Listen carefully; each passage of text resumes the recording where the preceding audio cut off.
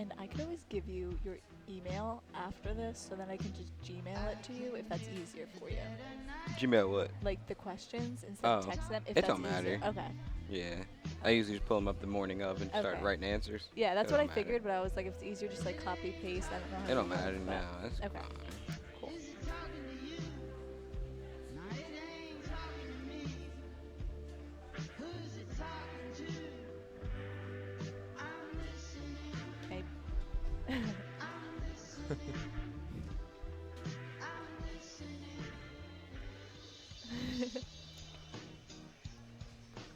Live from the Student Union, you are now listening to the one and only KLSU Tailgate Show.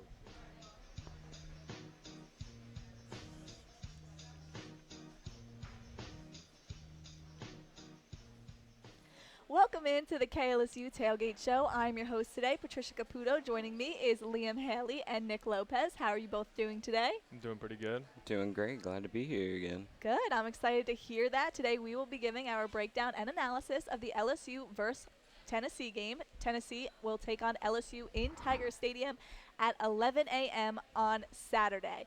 Let's start off talking about this LSU offense, mainly Jaden Daniels. Now, we know how much of an asset he's been for this team this season, but he did struggle last week against Auburn as he threw for only 80 yards. Is health going to be a factor this week for Jaden Daniels, Liam? I think so. I mean, I hope he's good enough to play. I don't want to I don't want to put the player or the person above the player. I don't want to put them like have their health problems get worse because they're playing for us. So I hope he can, and I feel like he should be. But if worse comes worse, then yeah, it might be a problem for us. But I don't think so. Yeah, at this part of the year, I think everybody's a little banged up here and there, but I think Daniels is still good to go. I think he just had an off week against Auburn, but I think he'll be ready against Tennessee this week. Now, Jaden Daniels did get hit in the knee during that Auburn game where Brian Kelly made the executive decision to take him out of the game, and Kelly did say that had Jaden Daniels wanted to stay in, if it was Jaden Daniels' choice, he would have, but Brian Kelly ultimately made that decision. But he was also coming into that game with a lower back strain that occurred during the New Mexico game, which was possibly some of the reasons that Jaden Daniels missed some open passes and had trouble reading that Auburn defense at first. With that being said, you're going into a number 8th ranked team in Tennessee this weekend. Does Jaden Daniels have to get better at working through his progressions before he opts to run the ball, Nick? I think the run game has worked for him well recently, and his receivers haven't been helping him as much either. So I think if he was to take off a little bit more, I wouldn't blame him as long as he's being effective with it. Yeah, I mean, I would agree. I feel like he's been running just the right amount. Being able to look at his go through his progressions, look at okay, that guy's not open, this guy's not open, and then go into running the ball because he can scramble really well as we've seen through this season. So. I feel like he's gotten a lot better as the season's gone on, and I feel like it's going to get even better against this Tennessee defense. This Tennessee team is ranked 128th in pass defenses out of 131 teams in college football right now. If LSU wants to win this game, Jaden Daniels has to throw the ball. And they seem to have tried to get that going this week as Jaden Daniels called for a players-only meeting. Malik Neighbors did say that they found answers during that meeting. Liam, what answers do you think that they found? I feel like I've been preaching this in the Sunday shows for a while now that it's not really the talent or the playbook. I feel like it's more of the connections that's between Jaden and his receivers because once they have that it opens up a lot more things. So I feel like a lot of the answers were just chemistry things and get on the right page because once that happens it opens up everything else. Yeah, I agree with Liam. I think what they need to be looking for is a way to start faster because they have struggled with that recently. But I also think that especially the receivers, they need to find answers on. They've had some really bad drops recently, and they just have to find a way to help Jaden Daniels out as much as they can. Speaking of bad drops, they dropped 6 passes last week against Auburn, and that was the most in the SEC according to Pro Football Focus. The wide receivers, speaking specifically of them, had 6 drop passes, where then we saw guys like Mason Taylor dropping receptions as well at that tight end position. What this team has seemed to say and what Jaden Daniels said, Brian Kelly, and Malik Neighbors all said this week is that it's about trust, that these wide receivers and the quarterback need to form trust. does that happen this week? As we're approaching midway through the season, how much more time does this team have to develop the trust that they think can fix this offense? Well, I mean, I feel like you should have had this kind of trust with your offense a lot early in the season, because as you go on, you really can't just not have that and be successful, especially in teams against Tennessee or any other SEC team. So I feel like if any game would be the game that kind of sparks that, it would be this one, just because it's a ranked matchup where the underdogs are at home. So if we can pull out this win, I feel like it would help out a lot with trust. I think the team already trusts themselves. They don't have games as they did early in the season where they had to fight back without gaining trust in each other. So I think the trust is there. I just think the connection needs to get there a little more. Correct. I agree with you as well, Nick. And they were preaching this trust this season. There's not much time. As Liam, I agree with you that there needs to be that trust now. It needs to happen. And part of that comes with Kayshon Boutte being a part of this offensive scheme, as he only has 97 receiving yards this season. He's expected to be a first-round draft pick. That's not the type of stats that you expect to see. So is this week finally the week that the trust all comes together, the connections come together, and Kayshon Boutte finally gets his first touchdown of the season? I feel like it, and I also feel like he kind of has to for us to win this game. I mean, we have a lot of receivers, but I feel like this is the game that Kayshon needs to show out and show why he's been touted as this first-round draft pick, this high draft pick, because he just haven't been getting the ball as much as he did last year. So I feel like if we can get him the ball and get him in space, he can do some damage and probably get a touchdown. Nick? Yeah, I agree with Liam. Kayshawn came into the season as an All-American, and he hasn't shown why he should be an All-American. I think this is a game where he does need to show that, especially against a good team like a Tennessee. And what I liked about this players only meeting is that most times you hear that and it seems that something's going wrong, right? But if you look at LSU, they're 4-1. They could quite easily be 5-0 on the season had a few things gone differently during that Florida State game, that first game of the year. Jaden Daniels, the type of leadership that he has shown all season, this meeting proves that he's willing to be a leader, that he wants to be a leader, and he wants to help the team win games, and especially get guys like Kayshon Boutte involved, and possibly a guy like Jack Bech. We had mentioned Mason Taylor.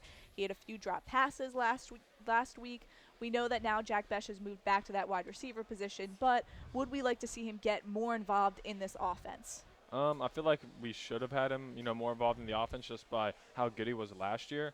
And I feel like part of that is just his position. Now he's a wide receiver. There's a lot of guys at wide receiver. At tight end, we didn't have too much talent there, so he was able to shine in that position. But I feel like, for us to succeed, especially against this terrible pass defense in Tennessee, we need to get him the ball because we know what he can do. Yeah, with someone as young as Taylor, I think the coaching staff and fans did expect like a couple of hiccups for him coming into this season. But like Liam was saying, Jack Bech did prove last year he should be getting consistent reps on any team in the country, really, and I think this will be the week that starts to happen. And hiccups are normal for a young player, but during an SEC play, during an SEC game, during a top 10 ranked team, hiccups lose games right now. So you have to get a more experienced guy like Jack Bech in there, who only had 1 reception for 2 yards last week. All right, that was only 2 less yards than Kayshon Boutte, who had 1 reception for 4 yards. So get those guys involved, that wide receiver core that we've been preaching about all year. Let it be known that they can be dominant, that connection, that trust has finally developed with this LSU offense. Moving on to this LSU offensive line, Garrett Dellinger is expected to be back this week for the Tigers. He had surgery on his hand last Wednesday, was unable to play against Auburn. Despite the injury, how can he help prove this offensive line this week, Liam? I think just, having the consistency on the line is a huge thing because, we've had rotations, we've had people getting out with injury and everything.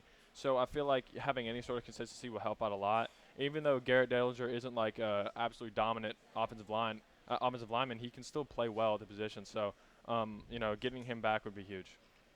Well, one positive is he shouldn't get any holding penalties with a cast on that hand.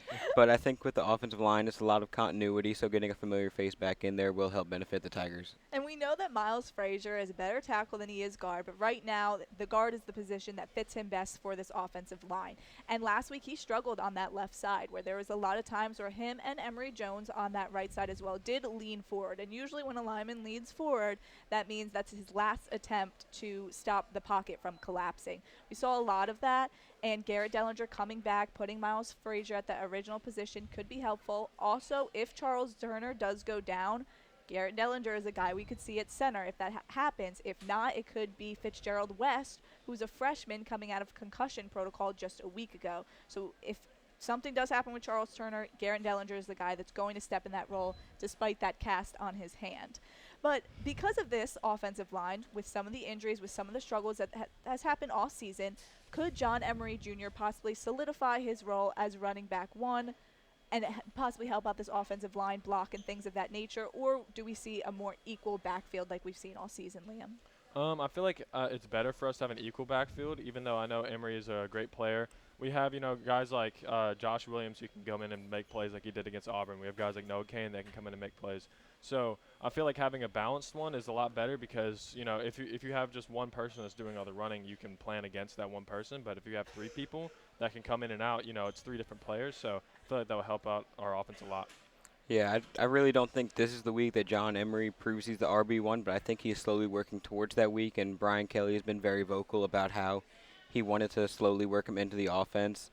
And at first, I didn't believe him, but he's been proving it as he's actually just been slowly working him in. That's what I like about Brian Kelly, is that he did not put John Emery Jr. on this pedestal when he came back. He realized that he missed a year of football. You had guys like Josh Williams, Armani Goodwin, now Noah Kane, transfer from Penn State, come in and prove that they can also take on the role of the backfield, and that's exactly what they did. Where John Emery Jr. could help this week is with this offensive line. Help block on that right side. We know that Miles Frazier and Emory Jones has had some of their struggles. You have a freshman there in Emory Jones. Make sure that you're helping the pocket. You're giving Jaden Daniels some time to throw the ball when it's not your turn to run, when that backfield is not needed. Moving on to this Tennessee defense, we had mentioned their struggles with the pass defense, but speaking of these cornerbacks, a guy like D. Williams could possibly make his debut for Tennessee this season, or this year rather. And can he fill the gaps in this Tennessee secondary, Liam? I feel like anybody making a debut with that kind of talent, coming from JUCO, is going to help out the Tennessee defense. As like you said, it was 128th in the country. So I feel like if you put anybody in there that's different and new, that could help them out because, they're searching for answers. They can't